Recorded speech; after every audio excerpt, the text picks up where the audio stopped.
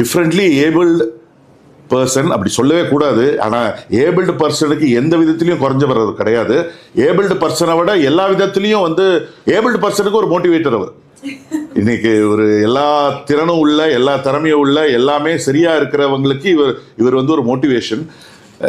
7 title win பண்ணவர் தமிழ்நாட்டை சேர்ந்த ஒருத்தர்.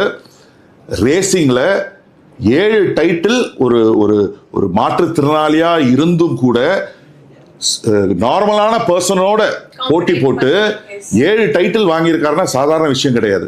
நிறைய பேருக்கு தமிழ்நாட்டில் இருக்கிறவங்களுக்கு இது தெரியல. இது தெரிய வைக்க வேண்டிய ஒரு விஷயம்.